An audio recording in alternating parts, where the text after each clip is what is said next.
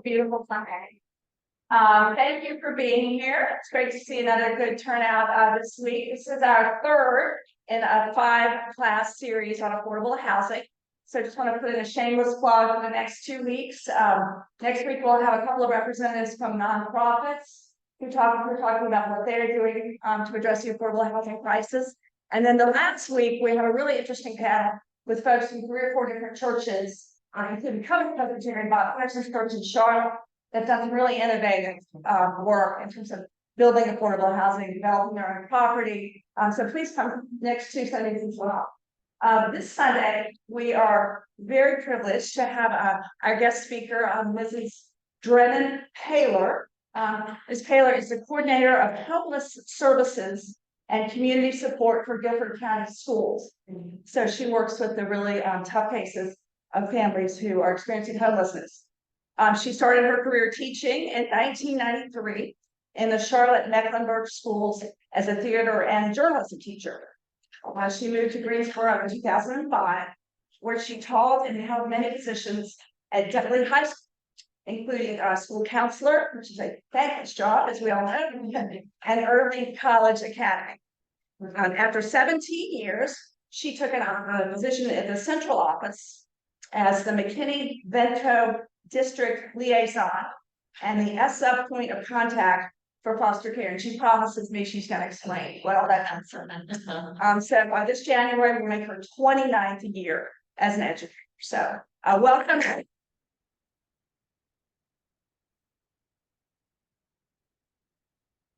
Good morning, everyone. This is so morning.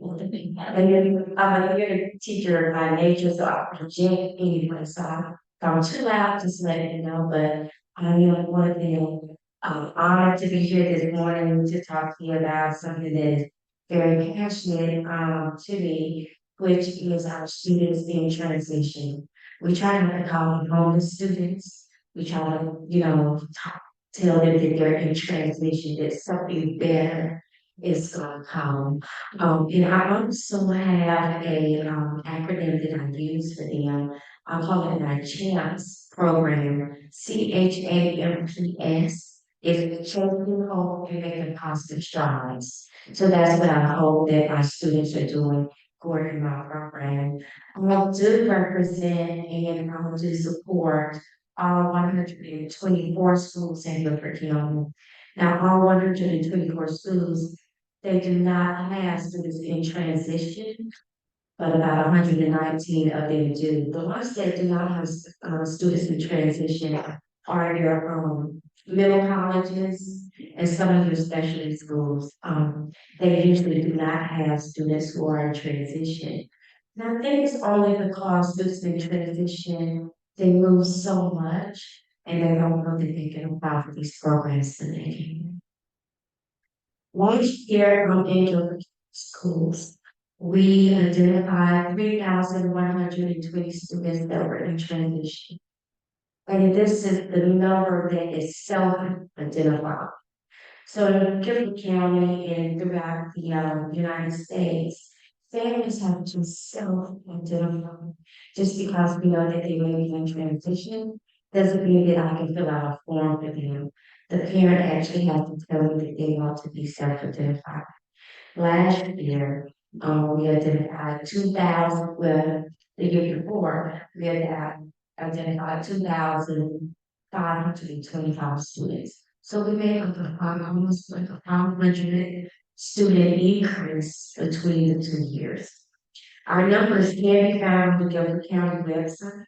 If you go to gcsbc.com, go to departments, go to homeless services, you can start true throughout the years on how those numbers have just increased, especially after COVID.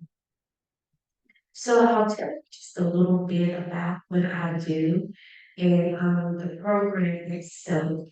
And then you can ask me any questions that you know. What I do again is that I serve students who are homeless, but I also have foster care. And that's where ESSA comes into play. It is elementary and secondary schools with those elementary and secondary schools So I work under two federal programs, and I always keep people and tell them that I am going to do my best because I do not look good in orange.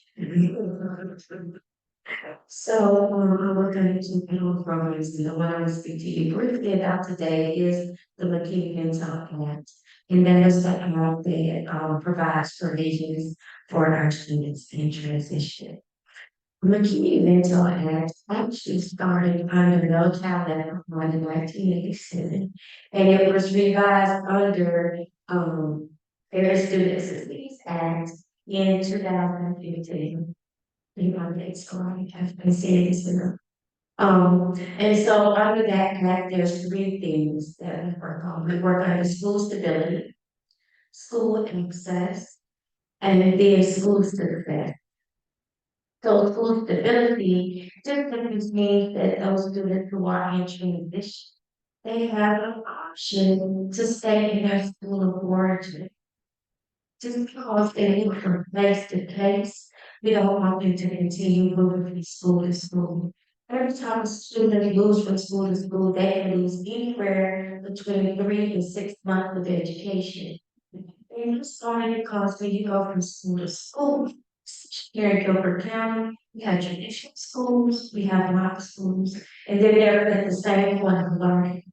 They'll follow the same curriculum, but we're not always at the same point of learning. So it's a good practice for us to make sure that those students can maintain and stay in their school of origin. Now, they do have a choice to attend the school closest to where they're currently staying, but my children stay in the hotels. And I just looked at those numbers the other day. I have about 287 students who stay in hotels with their parents. And they're consistently going from hotel to hotel because we know rates change.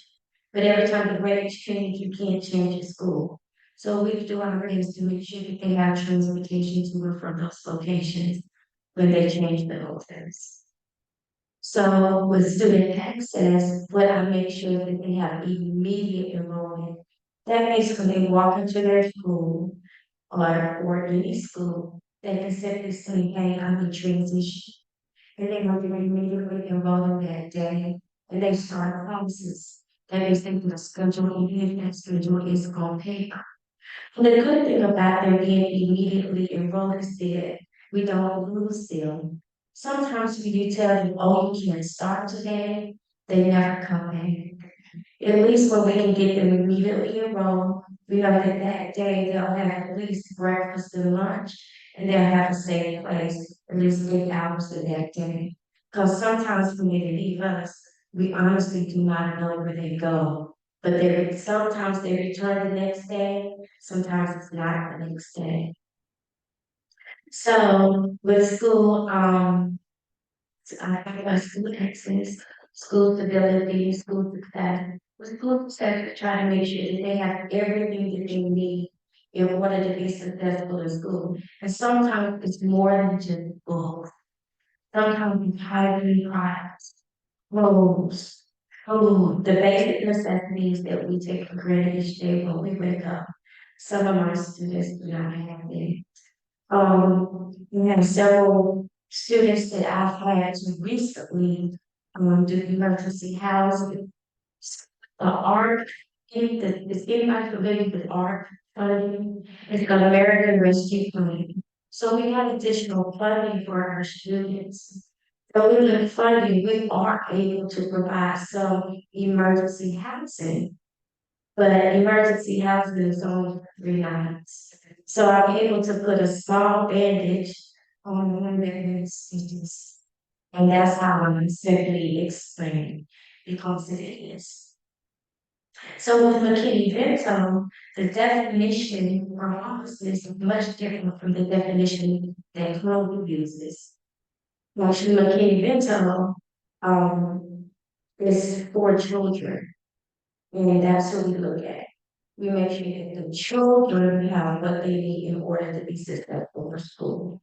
So the McKinney Vento definition simply states, and I'll read it because I don't want to.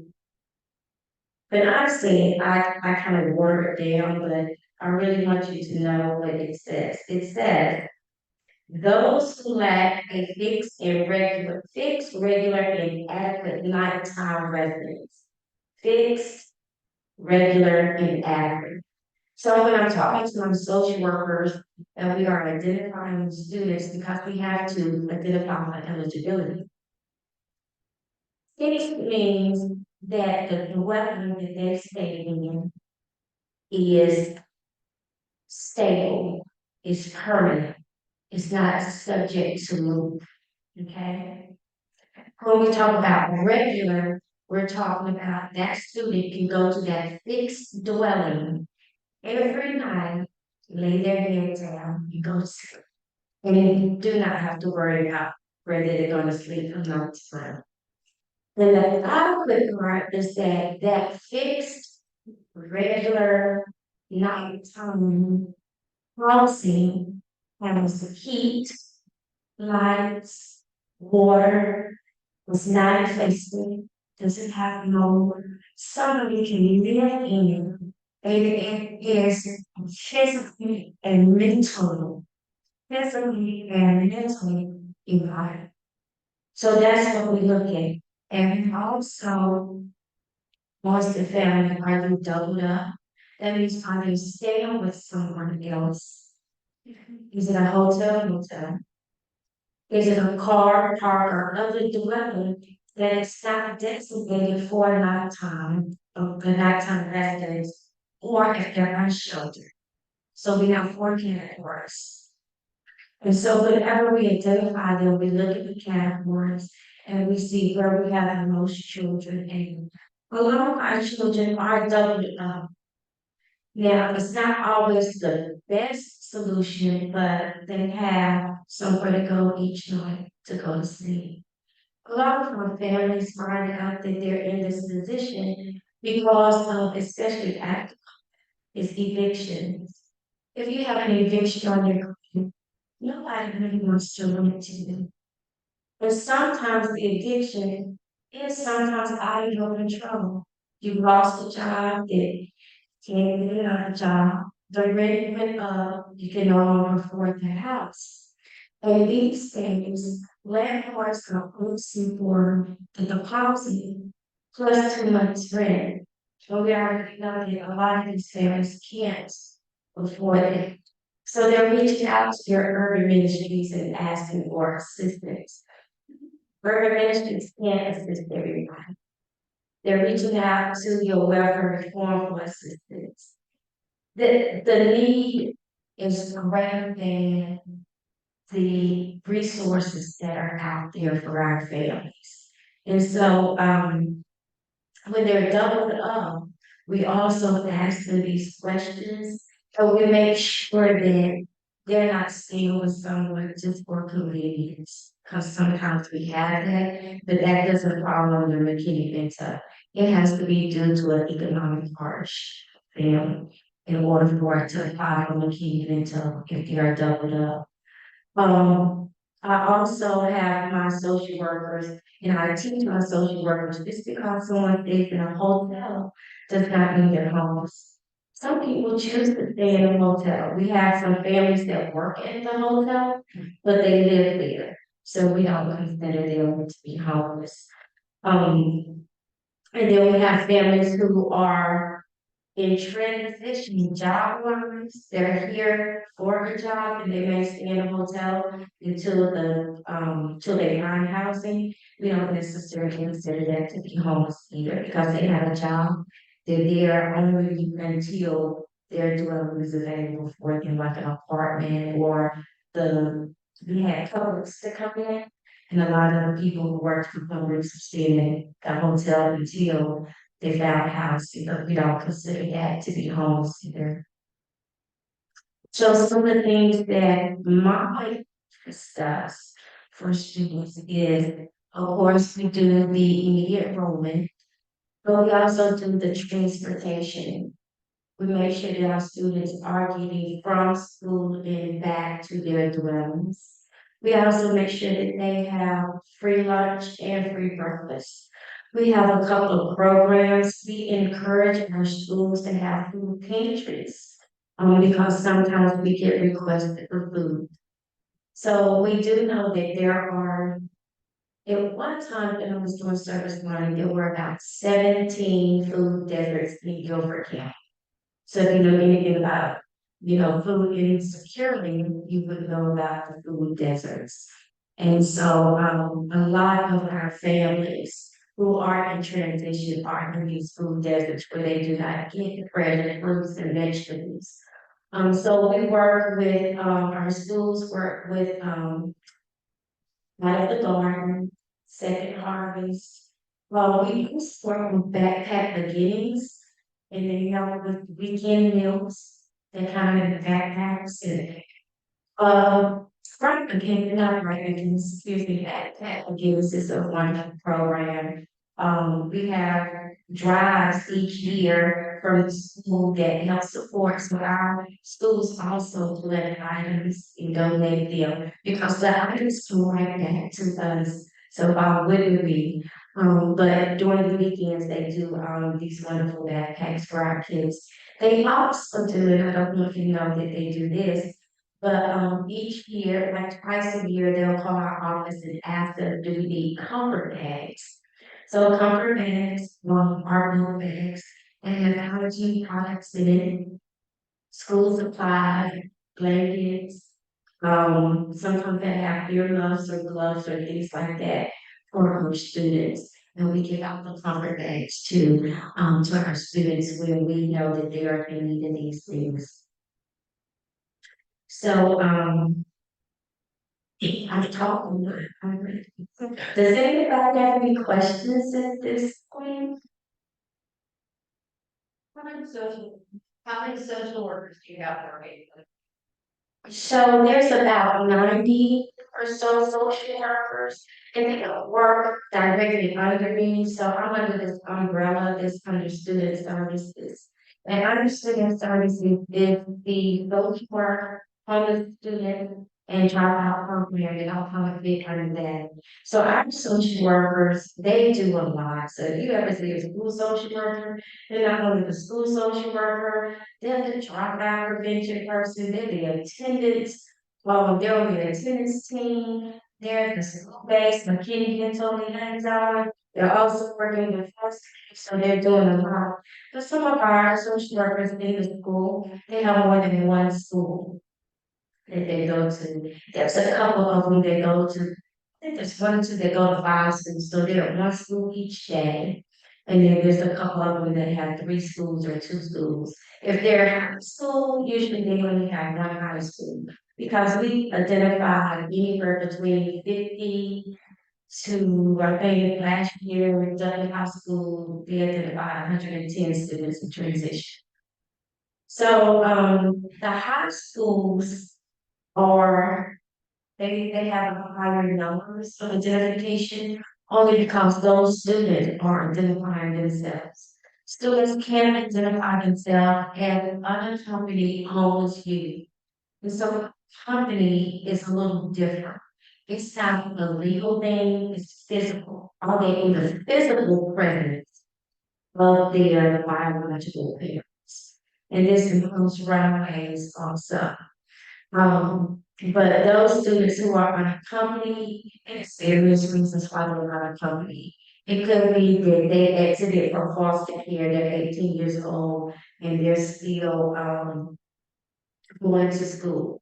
However, once they exited foster care, they're no longer with their biological parents. They're with someone else.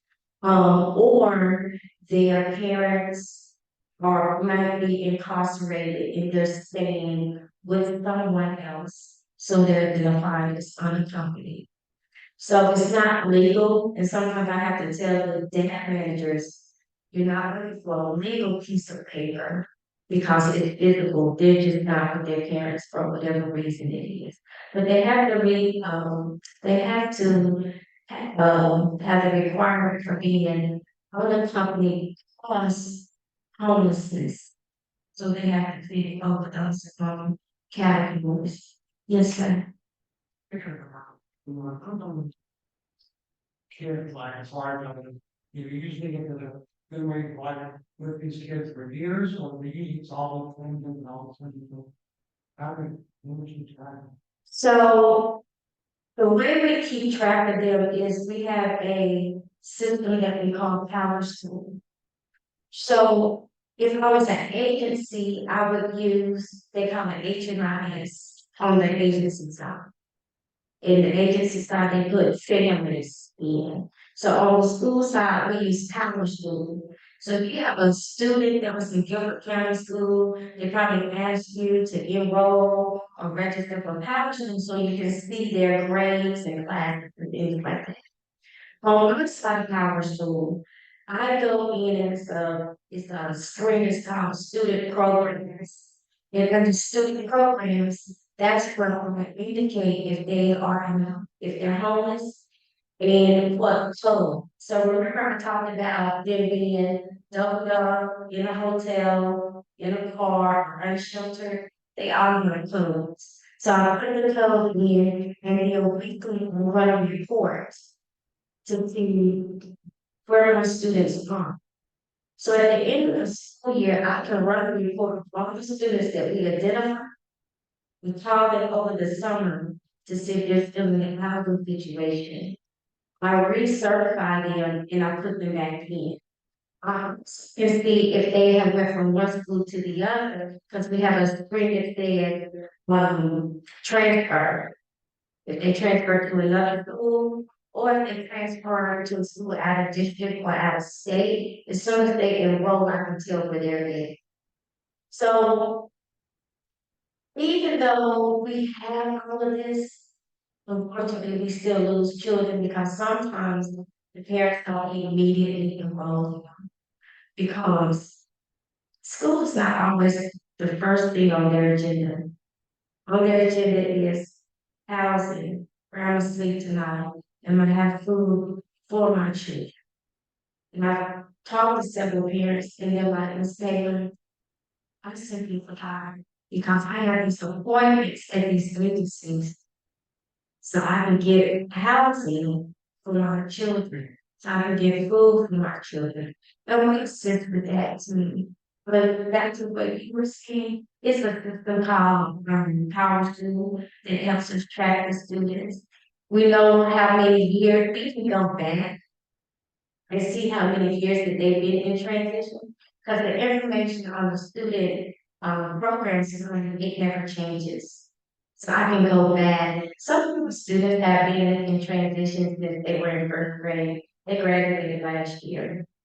And it's a generational, I call it a generational curse. And until we break this curse of homelessness, these families are going to continue living in homelessness. So how do we break that cycle? We break that cycle with the children that we have now. We make sure that they have options, that they know their options when they graduate. And I'm telling them, I'm not forcing you to go to college, but you do need a skill, you do need a trade. There's the military now. And sometimes the military is what saves them. Because the military is gonna provide that house.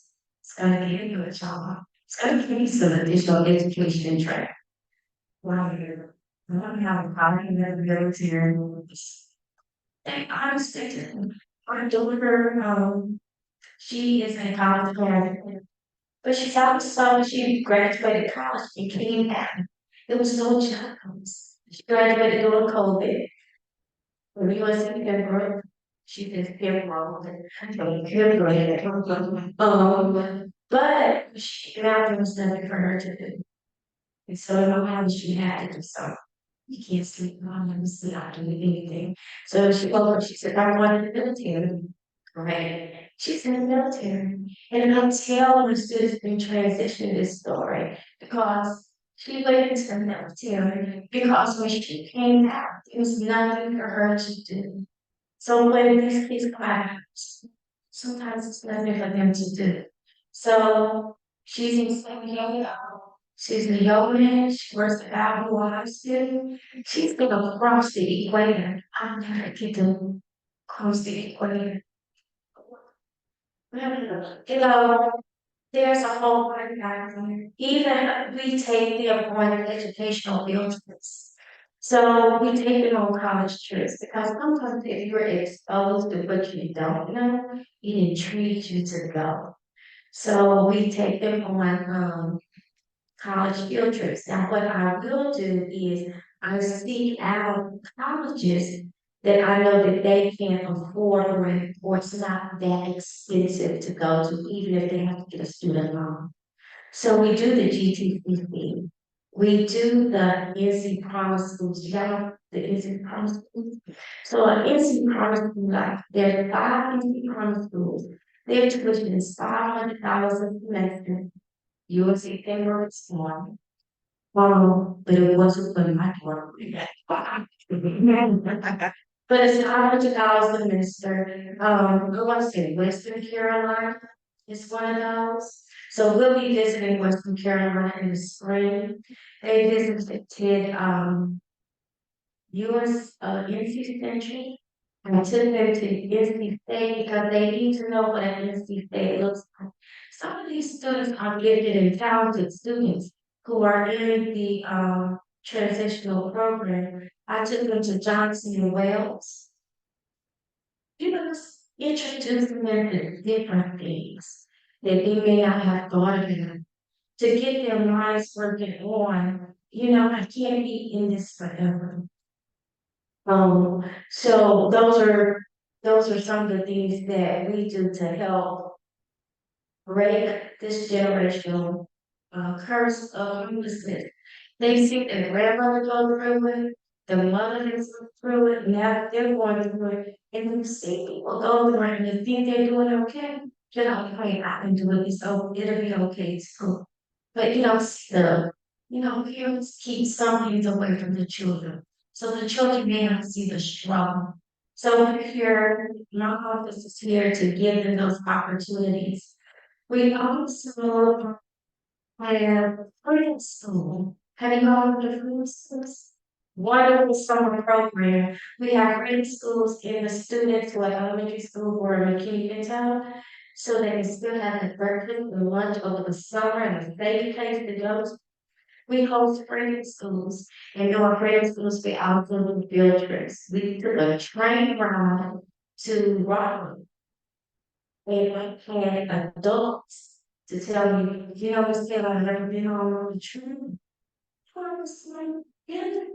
So there are people who are also healthy to help our students get transition, get some of these wonderful experiences, become part of the have access what opportunity to do these things. Yes, sir.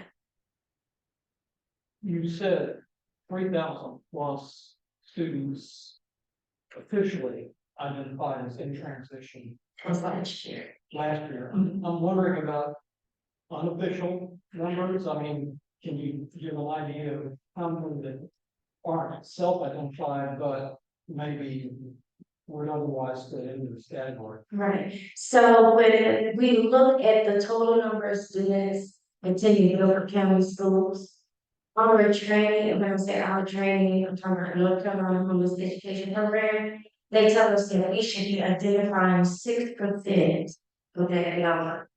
And that's still a large number because we identify about 70, we have about 70,000 students that are enrolled in Guilford County. For we under identified in Guilford County is our 0 to 5 because we still try to collect the information of the younger siblings of the students that we have enrolled in Guilford County. So I think that's where we under identified, and I'm gonna tell you why we under identified. They just come friend and if they identify, they're welcome to take their babies. Even though I love your baby, you can take your and to think and to tell the truth, DSS really only gets involved if it is very, very bad.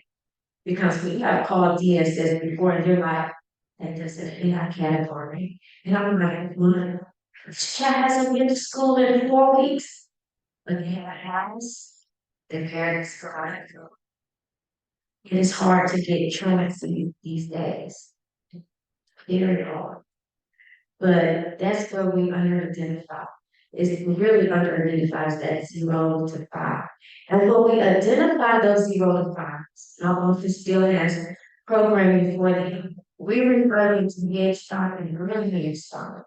Head Start and Early Head Start does have slides for students who are transitioning. The downfall is we don't provide transportation to 0 to 5.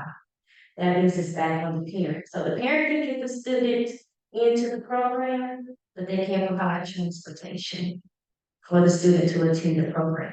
That means when the student starts school, technically educationally, they might be behind on their athletics because of their numbers, colors, and things like that. So we do make those recommendations. Yes, sir. So it said like you're doing a lot, there are other agencies that help out a lot. I'm wondering about if there's a gap on this where churches particularly like able to be a part of that kind of help them succeed. Well, I think what we're doing right now is filling some of that gap. Because now you all have been informed, you all know. So what I would suggest is sometimes churches don't want to work directly with the district, they want to work directly with their schools. So what I can do is there's a little app, is an app, it's from TCS, it's called School Locator. You can put the address to Westminster in there, and it will tell you your feeder schools to this address. And then you can go out and partner with these schools, because I'm pretty sure that, plus the elementary, start, boarding places, they got children. They have children. Yes, start, no, not start, but Jackson, morning, Little green. no. So what Maybe one, because general credit is No. right. Okay, so my Nathaniel Green and my general green may be one. And then Nathaniel Green is how I am. And then what about like Brimsley and Western? Grimsley, yes. Grimsley. Who's in the league right now? I hate to say who's in the league, but right now I know Paige has 62, Grimsley has about 40, 50 right now. Yes, Kaiser also. Yes, Kaiser has some.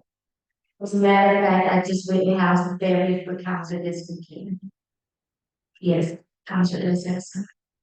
Hey, I understood that when COVID hit, that there were just a lot of children that were just lost and you never found again, so to speak. So we have contracted with a company that is actually helping the district to find some of the students that we never recovered after COVID. Like, we don't know where they. And it's not that they could very well be here, but again, sometimes if they went out of state, every state doesn't use power school, so we may not be talking to that system. And they just did not request the records from Gilbert County School to let us know where they are. So they have been finding students. I'm not gonna print as quickly as they want to, but sometimes the students are in foster care and we don't know they're in foster care. Do you have any idea how many that might be? I actually don't, because I don't work on that. I will probably get involved once they go through the information and identify those that are in transition, because all those students that they're looking for, all of them were in transition. They were traditional students that did not come back. Some of them might be homeschooled, like virtual. It's just that nobody requested their records and they never returned. Mhm. Yes, ma'am. You mentioned food. Yes. Does your office with nutrition services on, particularly I know that over the summer, students have access, everyone under 18 has access to meals. What is there available during like winter break and spring break and things like that? And then the second part of that question is, how are the locations chosen? I know that Moorhead used to be a location, and this past year moved. So I know that a lot of people did not get meats, and that sort of thing, so. So yes, Guilford County itself does have a summer lunch program. Now, how those schools are selected, sometimes, the school might be doing renovations over the summer. So that means that location is not usable this summer and they moved it somewhere else. So those, schools, and they try to scatter them around Guilford County, and they're open for breakfast and lunch. And I want to say that they're open Monday through Thursday because Friday, Guilford County is closed, but on Thursdays, I'm told that you can get additional food for the weekends. So they have additional food for the weekends. And then you have a second part of that. Winter break and spring break and things like that. So what spring feedings and spring break feedings, so what this does. I mean, I am so happy that we are able to do this. But we're only able to do this with donations. What we do is winter and spring feedings with the shelters. So there's 5 shelters that we can support. However, our families at the hotel, I just met with somebody yesterday. And we don't have a guard feeding those families at the hotel. It's the women's. Okay. But Source. it's like the international women's something, and it's they work with Michelle Obama. They have a program with Michelle Obama, and I think of it before I leave, and if I yell it out, it's just because it came to me. So, but they're gonna help us with third meal feedings at the hotels. And so we're gonna work with them to come up with a ticket system. So I can't tell them the names of the children, but I can get like a little ticket for the children to present so that they can put their meals in the evenings at the hotels. So we're working on that. But during the winter and spring, last year we had a grant with American Heart Association. We don't have that now, but we are looking for donations so we can do some winter feedings at Pathways, Partnership Village, YMCA, Salvation Army Hideaway, and Act Together. Do y'all know about Act Together? No. Act Together is for only youth shelter in Guilford County Schools.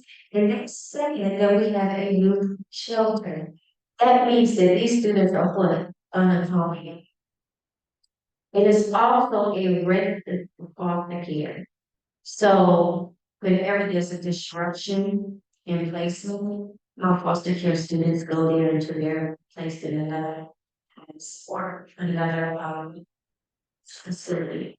But we offer our supports there. We've been able to do this for the past 2 years. So we did get we are looking for donations to help with that. However, you don't have to give us a donation. You can contact the shelter yourself and you can say, hey, we would like to sponsor a meeting.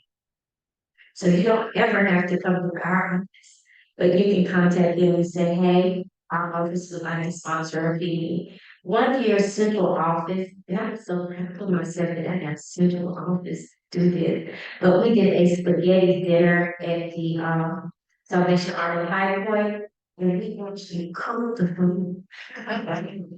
We started, and so while we were there, I'll tell this quick story. While we were there, there was a Hispanic family there.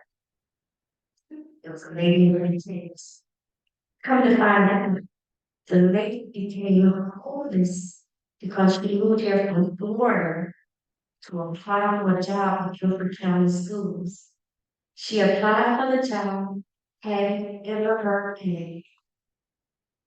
And so Dr. Maxson was there and heard this. She was job immediately. And she's no longer in the shelter. Her and her kids are in an apartment. She's been in that school teaching for the past 2 years. Because she was a teacher. So this happened to everybody. My mama says, my mother used to say, my mother used to say, everybody is one paycheck away from being homeless. So how many of you in here have 6 months saved up to where you can pay your rent, your mortgage, your car payment, everything that you're doing now? Do you have 6 months saved up? I don't want to. So I'm very hard at my job, so I can keep a job because I like the way I'm doing. But I don't know too many people who have 6 months saved up is something more to happen. And 6 months may not sound like a long time, but it's a long time. So I'm like, I can't even retire. I'm trying to get the blood out. I'm trying to pay for retire. Yes, ma'am. This might be least of your worries. You hear a lot about, I just heard an article, I think on a podcast yesterday, about internet access for kids, and that obviously probably affects kids in transition, but a lot of other children too. So what we have done like during COVID, this is what we found out that people did not have internet access. I mean, what we would call, I guess, regular people like transition. Some of them didn't have internet access, nor did they have the device. So what we can do, because we're gonna work with school success, school access, our funding can purchase laptop. And if they stay in a hotel, and the hotel does not have access, we can get Wi-Fi hotspots for the hotel. So we can do that for our students, even if they request it in their homes. Guilford County also had remote hotspots that students could get. So we kind of work then. And most of the hotels that we house our families in, we have a partnership with Motel 6, Studio 6. And they give us a discount to house families there. And so I'm also working with Bravo Inn. And the hotels that I work with, I make sure that they have internet access, because I also provide training at the hotels for my students. So we provide our tutors will go out to the hotels. They will also go out if the student is done, as long as it's okay with the people there. And then they also go to the shelters. So we do provide tutorial services there, and of course, they need internet access, so we provide hotspots. If we were to, as a church, if we were to reach out preschools and talk to their social workers or their counselors, what would we offer to help? Financial, food cards? So what I would simply ask is, what are your needs and how would you like us to partner with you? So sometimes, so my family cannot provide food. Isn't that weird? My funding, they call it my set aside money. My set aside money cannot provide emergency housing. The only way I'm able to do this now is because of the ARP funding, the American Rescue Plan funding, which has some leeway in the documents next year. So we have some family for emergency housing. We only can do 3 nights. So if you want to partner with your school and they say, hey, we might need some emergency housing, you might be able to do an extra night or two on top of what we do. Because sometimes we reach out to other agencies, like your like your welfare reform, like your tiny house, all those are the CLC, with the CLC. It's the continuum of care. So if you go to Guilford County Continuum of Care, you see a whole list of agencies that are on the continuum of care. But we'll reach out to them to see if they can partner with us with some extra days. So that's what we've been doing. But again, when the agencies reach out to us and ask what they can help us with, we had this lovely group that donated $1,800 in food cards.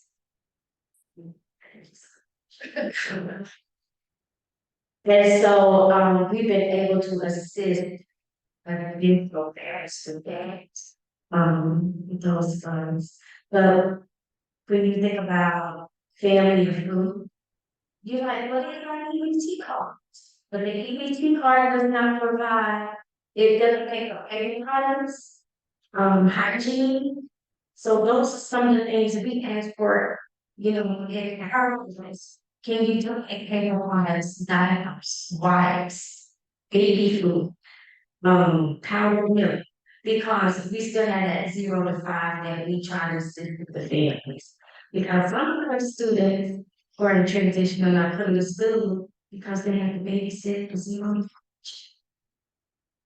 So that takes us back to another problem that, that we're working with. But reach out to your schools, see what their needs are. Each school is gonna have a different need. And they are looking for partnerships to assist them. I'm curious, the 3,000 students, how many families is that? So it just depends, because we have families that are a family of two, a mom and a child. Then we have families that has a family that is a family of 11. It's one mom, 10 kids. We can't house them. No shelter can house them. So we've been working with her. It's to the point where the kids are split up with different friends and family and relatives. But families that large. So it just depends. And that's another thing. It's just hard for us to pinpoint how many actually families that we're working with. Yes, ma'am. Does your office use the data that she collects to help connect these families to organizations or resources for finding long-term housing? So we do connect them, we give them resources.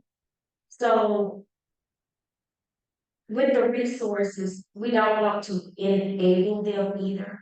So we are giving them the resources, having them to follow up, and what I tell them is that you can tell your story better than I can. You need to reach out to these agencies. And you need to advocate for yourself. I'm advocating for you, but you have to advocate for yourself too. So we do give them those resources. Some of those resources, especially if they're facing eviction. The first person I give them is the eviction and mediation over at the third center on UNCG, Dr. Norris' office. That's the first place I send them to. And then she works with them, if it hasn't gone, too far. And then we also have them to reach out to coordinated entry. So when they reach out to coordinated entry and they do the intake, they send a blank email out to all the agencies in the CLC. So coordinated entry is part of the CLC. And then they blast the information out.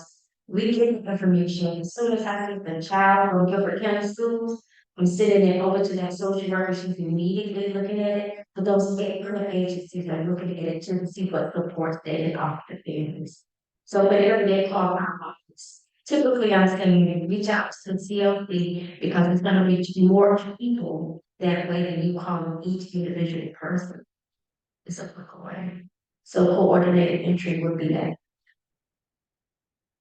Thank you so much.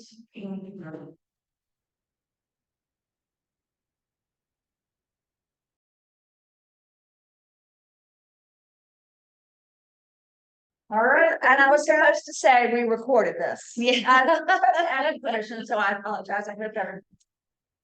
We can share this presentation with others who